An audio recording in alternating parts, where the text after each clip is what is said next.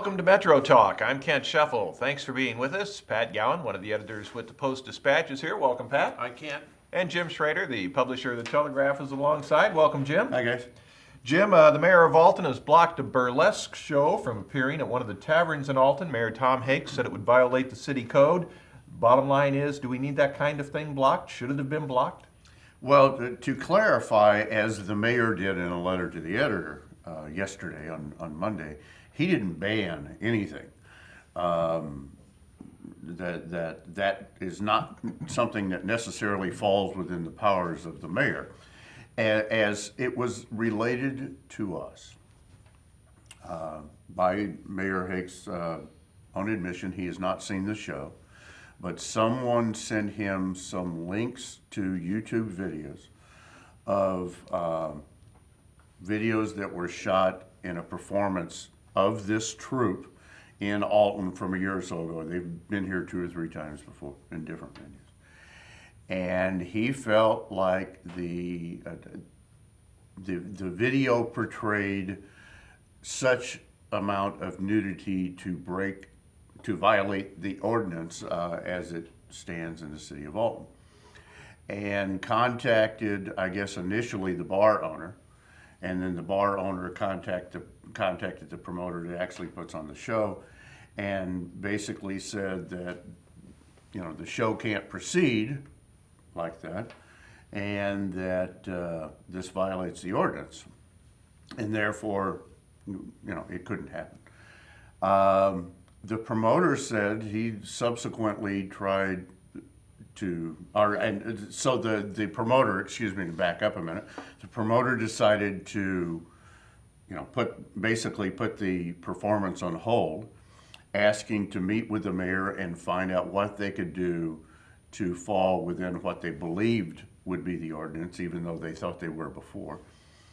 And according to the promoter, the mayor has not met with them as yet, as we're taping this on Tuesday, unless this happened yesterday and it wasn't made public. As I said, this performance has happened at least twice before in Alton, if not 3 times. It's not been my understanding that there had been any complaints on this. This is described as classic burlesque, which means there is no complete nudity.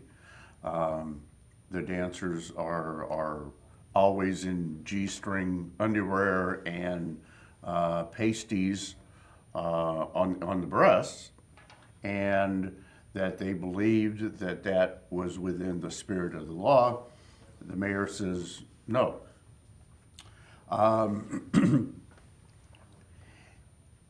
It concerns me a bit anytime a government official kind of takes a preemptive strike at something and says, this shouldn't happen, even though I have no firsthand knowledge, law enforcement has not witnessed anything, and I saw videos of another performance. I think back to when all of us were children, Gaslight Square in St. Louis was kind of notorious for their burlesque shows. But I remember stories as a kid where dancers would be arrested and a show shut down if there was too much nudity, and the club operator would be arrested. It seems to me that the mayor would have been better served to have law enforcement in attendance. Not that he would have to be there, because as we all know, law enforcement is not a duty of the mayor's office. Witness the show, and then if lines are crossed, you shut down the show right then, arrest made, or whatever violations issued at that point in time. I kind of hearken back to complaints from people are what triggered the Red Scare and blacklisting in the 50s. You didn't have to have any proof, you just had to have an allegation that somebody was a communist, therefore they were a communist. Seems like to me that there was allegations of nudity here, though there was no proof that there was nudity. I wish there was further investigation, that it was not just a preemptive site. I've never seen the show. I don't know if there's nudity or not. I don't know if the comedy is ribald. I don't know. But at least from what I heard, the mayor doesn't know either. So that it concerns me that there was not a full investigation. Pat, the mayor of Alton says a burlesque show at a local tavern would violate the city code. Was the mayor correct in blocking that show from appearing? Well, he doesn't have any right to really block it. And you live in a city, the city has laws to govern the way people live and interact with each other. It's one of the reasons we have so many layers of government. Individual communities can govern themselves the way they see fit within the structure of the state statute. And the structure of the state statute in Illinois is quite broad. If you lived in Washington Park, nudity, anything goes in Washington Park at the clubs that are there. If you want that, go to Washington Park. Alton's elected mayor says we don't want it here, says we have an ordinance that prohibits it.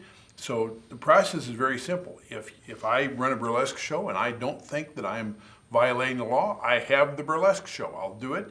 If the police are in attendance and they decide that I've broken the law, then they can arrest me and we can go to court and let a judge or a judge and jury decide the merits of the case, and then it will be decided once and for all. But that's the way the system works. If the burlesque people are sufficiently cowed by the mayor's threats to move on or go somewhere else, then shame on them. They're either breaking the law and know it, or they don't have the resolution to hold up for what they believe in. And if the city believes they are breaking the law, make the case in court, and it's all very simple. But Alton has a long, rich history, as we know, of semi-clothed barmaids, and I think that's, Jim, did that not sort of go by the by when Mayor Hakes was elected as well? That was one of the things that he pledged to clean up, and there were numerous arrests after he took office. So the history of that in Alton. And that's what he's citing as the ordinance. And I think he's concerned about a slippery slope. He's fought that battle. He wouldn't want to have to fight it again. So I can understand that. But the law is set up to accommodate this, so I say let it take its course. I would have liked to, and again, this may have transpired since the two letters back and forth and since we interviewed the promoter. It concerns me a bit that the mayor refuses to meet with the promoter to see if there is some type of middle ground here that can be worked out. I mean, these performers get paid. The bar sells alcoholic drinks and food and beer, I guess, as far as I know. So there are taxes being collected on that.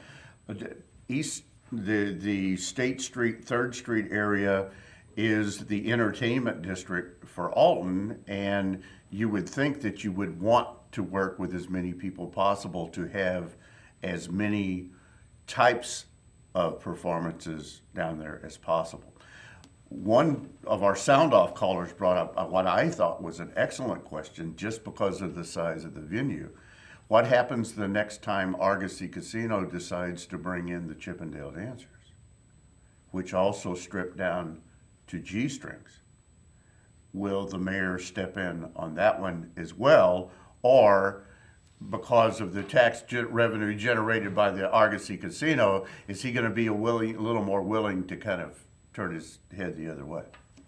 We need to take a break. We'll have more Metro Talk right after this. Hello and welcome to the Lewis and Clark Minute. Today we're going to check out the music program with Dr. Teresa Crane. Have you always wanted to learn how to play the piano? Maybe you wanted to learn Beethoven's Für Elise.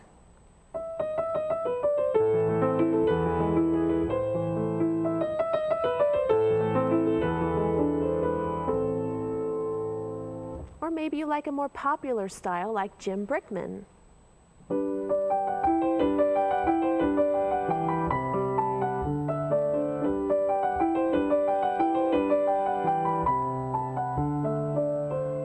Or maybe you like jazzy blues.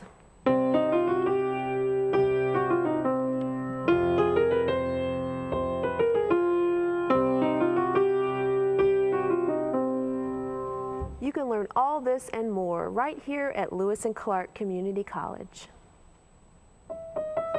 This has been your Lewis and Clark Minute.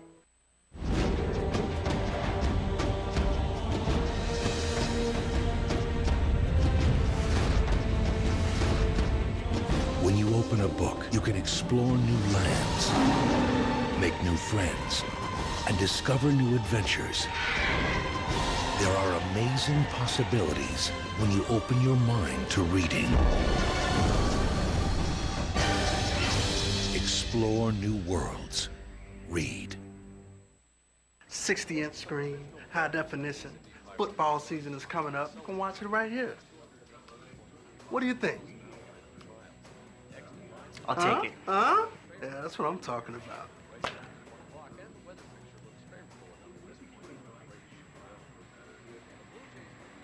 You're right. I don't need it.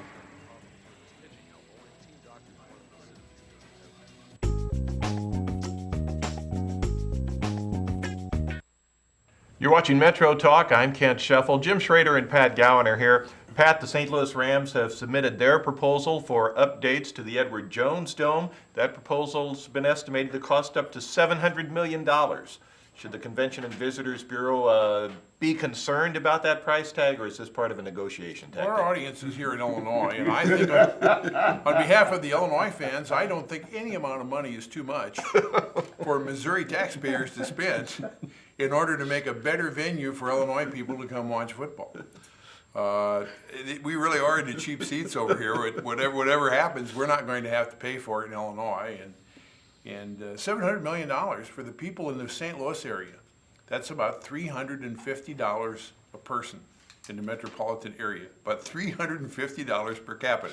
Now, if you had Illinois in there, that would knock it down to maybe 200 or so. So at that rate, it's a bargain. That wouldn't be near so bad, but $700 million is just staggering. And that's not even talking about what an estimated $500 million in losses associated with taking down that major part of the convention center for the time it takes to build it, or not having the Rams in St. Louis for a season or two while it's being built. And by the way, unless they modify the lease, as I understand it, we could spend they could spend $700,000 now in 2012 and still wave goodbye to them in 2025 when the lease is up. I think this is going to be a test of just how gullible the people in Missouri might be, and maybe gullible is an unfair word, but this is just, it seems like it's just off the charts. Now, this is a, excuse me, this is part of bargaining, and I'm sure this is a pie in the sky high thing that could be negotiated down, but I know one person who's watched this very closely, is very educated in this, who says the city ought to stand pat with nothing, that the Rams, the biggest risk of losing the Rams would be to Los Angeles, where the construction of a stadium would be privately funded, and where the Rams would have to pay for it, or have to pay a substantial part of it, not this minuscule rent that they pay the Convention and Visitor Center every year, and where they'd be splitting more of their TV revenue and more of their concession revenue, that if St. Louis calls their bluff, they would find that economically the Rams are still probably better off here. I would like to point out that I presume that it's the team that draws people to football games and not the venue. And if the team is good enough, the venue wouldn't matter that much. So I don't know whether they're trying to dress up a pig or what's going on here, but it's fun to watch from the cheap seats, because no matter what they do in Missouri, we'll be as well off as they are without having to pay a cent. I should have checked on this before we started, and I failed to, but when you talked about that per person cost, I'm trying to remember what it cost to build Busch Stadium just a few years ago. I think it was around $300 or $400 million. More than that, I thought. Was it more? Okay. But I'm not sure. I mean, Jim and I were talking off camera about whether, except for the demolition cost being so high, it wouldn't be more cost effective to just start over and build a new stadium somewhere. I mean, this is an astronomical amount of money, and for what they get out of it, it doesn't seem like it has that much to do with the fans' enjoyment of the game. I'm not a fan, so maybe I don't understand it that well. But in the end, you're going to sit and watch a game. You're going to drink beer. You can buy beer there now. There'll be a little sunlight coming in the windows, maybe a little more sunlight under their plan. But I just don't see where it substantially changes the experience.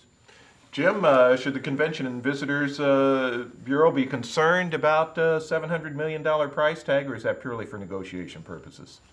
Well, I guess that's one of those that, we throw it out on the table and settle for substantially less. That's like saying, I want $500,000 for my $100,000 house. And then we work down from there. The CVB initially proposed, in the documents that they released, an upgrade plan of about $124 million. And 64 million of that would have been covered by the Rams, so about 56%. And what was left open-ended there was about 45% of the, where's the other 60 million going to come from? I guess if you use the same mathematics here, you're talking about, the Rams ponying up, $395 million or something like that. And the taxpayers or state revenues or beer sales or something is going to have to come up with the other $315 billion. $315 million. I mean, you're talking about big numbers here for 8 games a year. If you're lucky. If you get into the World Series, you might have 9 games a year. A couple of preseason games. A couple of preseason games that not usually that well attended. So yeah, you might have 11 games. Don't forget to subtract for London. Oh, that's right, because we're going to play a game in London this year. It just seems to me to be an unbelievable amount of money. Back to Pat's point about the demolition cost, if you were to just take it down and build from ground zero, you wouldn't have demolition cost if you went into the county.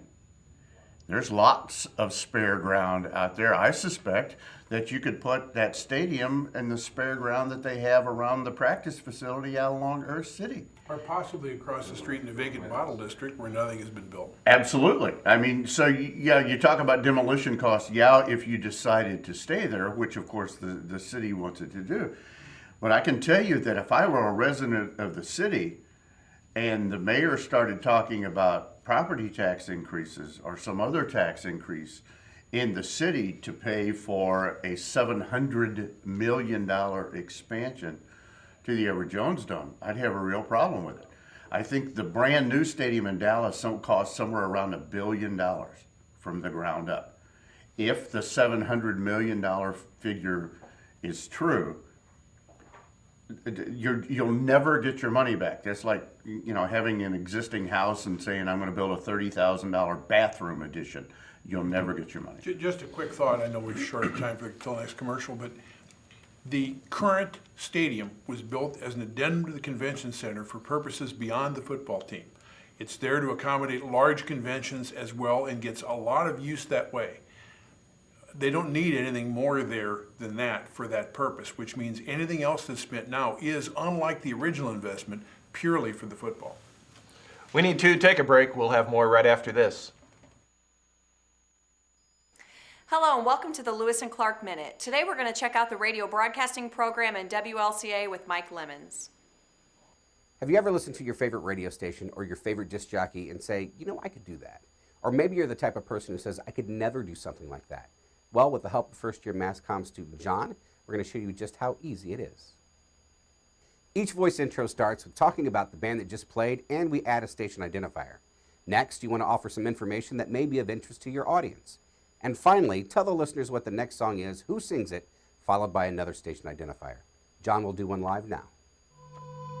Silver Sun Pickup Substitution on WLCA. The Big Pink released their debut album called A Brief History of Love. The single is off that album. It's The Big Pink with Dominoes. It's on College Radio's Best 89.9. This has been your Lewis and Clark Minute.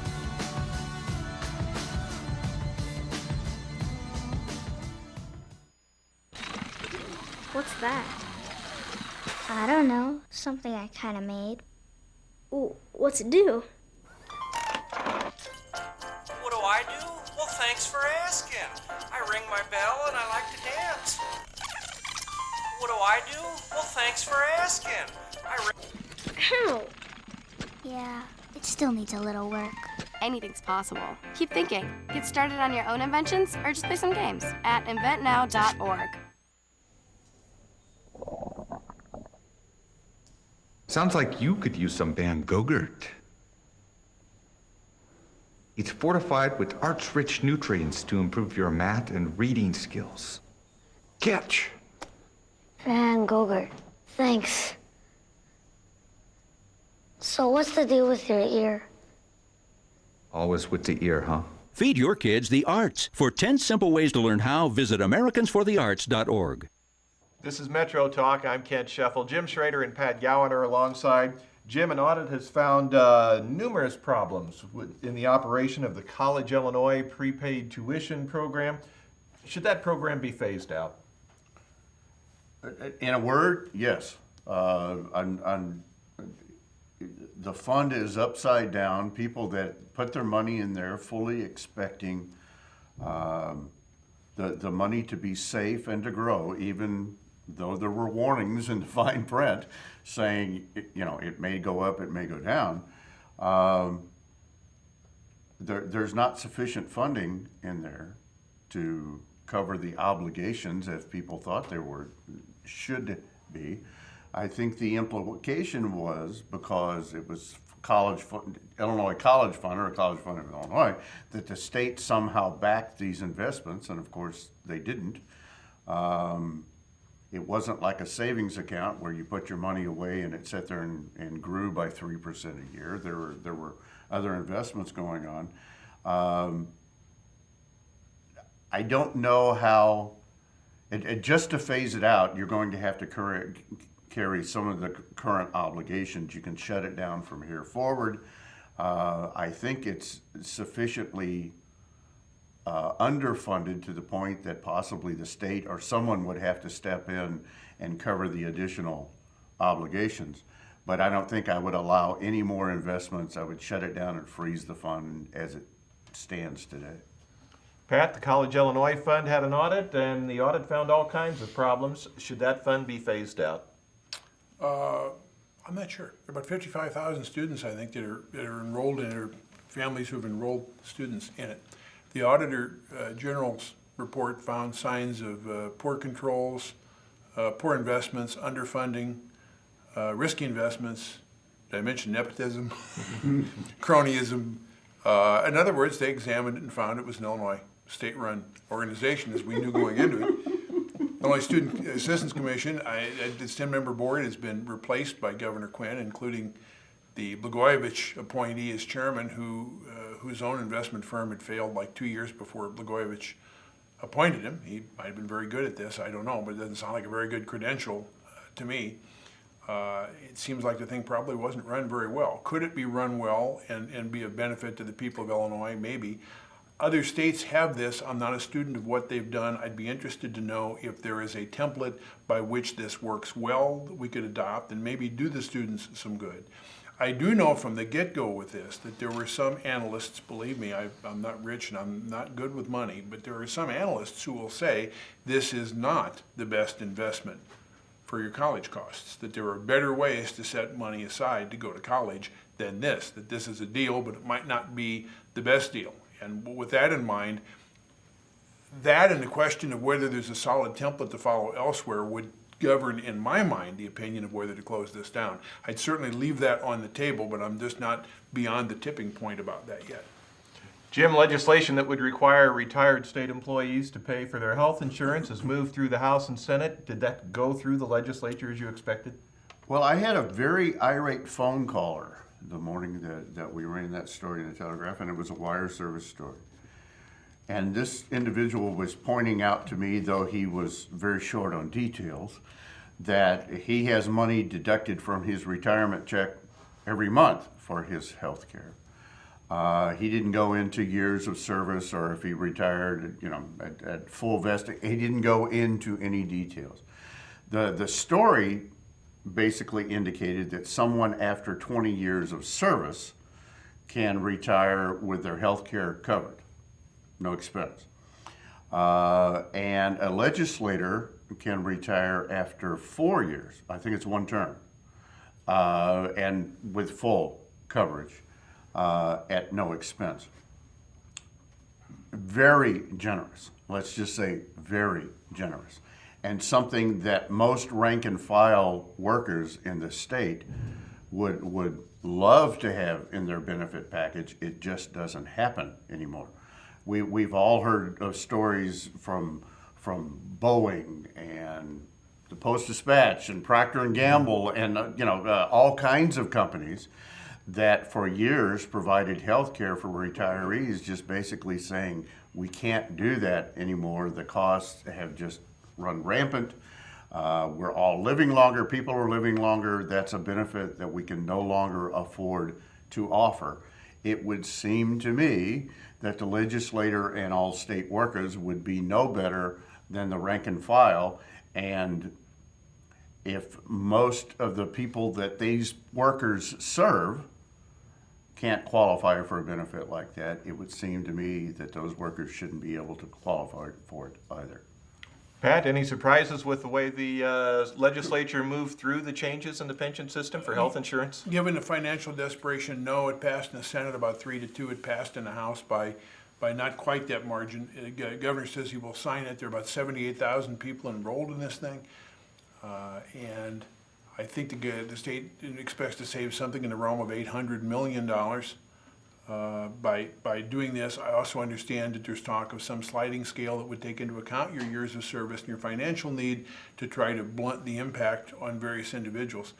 I'm torn between saying, what you were promised is contractual, you worked for this, this was a perk that you knew was coming, and you took perhaps less money than you could have earned somewhere else at the time, knowing that this would be an advantage that you would have at the other end, and now it may be taken away from you, and I sympathize with that. I also am concerned that deals that are too good to be true can't last forever, and that in these financial times, if everyone is to share some hardship, that this may be the hardship that these people have to bear, and I don't like that, but I don't know where else the money would come from. One of the problems that I see here is that for a lot of people who retire, the gap between the time they retire from company or government paid health insurance to the time when they're Medicare eligible, it can be a very short period of time. It's a fairly short gap, and after that, health insurance is much cheaper because it's only for what Medicare does not pay. Government jobs in particular are generous about early retirement dates. A lot of these people could work 20 years and be 42, 44, 45 years old, and I don't know all the specifics and the rules, but you've got a lot of people who are retiring who may have 10, 15, or 20 years to go before they're Medicare eligible. They are the very expensive ones. So it isn't just that the benefit itself is generous, but that it goes along with other generous retirement terms. What we're seeing about extended retirement dates for teachers, for example, many of whom are up in arms at the idea that they may have to teach well into their 60s, but people live longer. It's not a surprise to me that we're going to be expecting to push retirement dates back for pretty much everybody in the workforce, and this is just another manifestation of that to me. That's going to do it for this round of Metro Talk. Thanks for being with us. Jim Schrader, the publisher of the Telegraph, has been here, along with Pat Gowan, one of the editors with the Post. I'm Kent Scheffel. We'll see you next time.